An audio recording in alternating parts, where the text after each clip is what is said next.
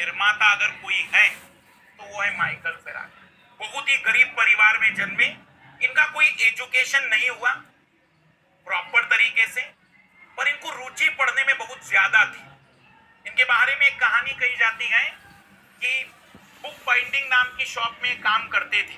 Book binding पुराने जमाने की कहानी है।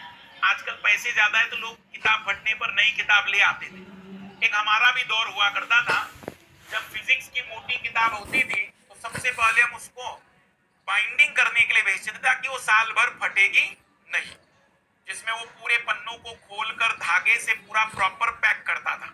देखा है बाइंडिंग? तो बाइंडिंग की दुकान पे काम करते थे और कोई भी किताब को बाइंडिंग करने में मान लेते 4 घंटे का टाइम लगेगा, तो किताब वाले से कहते थे 3 दिन लगेंगे, 2 दिन लगेंगे, क्योंकि वो अंदाजा ले लेते थे कि इस किताब को कितने टाइम में पढ़ लेंगे। तो पहले किताब पढ़ते थे और उसके बाद उसकी बाइंडिंग करते थे। माइकल फेराडे को मौका तब मिला जब एक फिजिक्स के जाने माने वैज्ञानिक का असिस्टेंट दुर्घटनाग्रस्त हो गया। बिजली पर ही वो काम कर रहे थे, तो उन्होंने एक इश्तिहार निकाला कि असिस्टेंट की जरूरत है। अब बिजली के साथ खेलने के लिए कोई तैयार था ही नहीं। माइकल फेराडे कह रहा था कि मेरा आगे पीछे कोई नहीं है, एक प्रकार से अनाथ जैसे थे।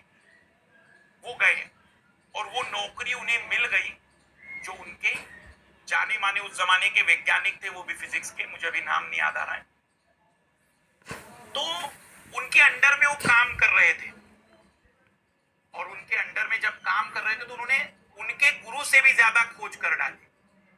तो पता चला कि उनके गुरु को किसने बताया, खास करके क्योंकि यहूदी थे तो नफरत तो करते थे कैथोलिक और यहूदियों के बीच का जो रिलेशन था।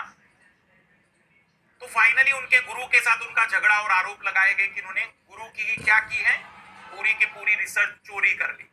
और क्योंकि माइकल फेराडे बहुत अद्भुत गुणी व्यक्ति थे, बहुत जल्दी उन्हें आभास हुआ। तो जब उनके गुरु की मृत्यु होने वाली थी, उनसे पूछा गया कि भाई आपकी सबसे महानतम खोज, लगभग 250 के आसपास पेटेंट उनके गुरु के नाम पे थे। तो उनसे जब पूछा गया कि आपकी सबसे महान खोज क्या है, तो उन्होंने कहा माइकल फेराडे, क्योंकि वो फिजिक्स का एक ऐसा व्यक्ति है जो दुनिया बदलने की ताकत रखता है। और सच में उन्होंने दुनिया बदली।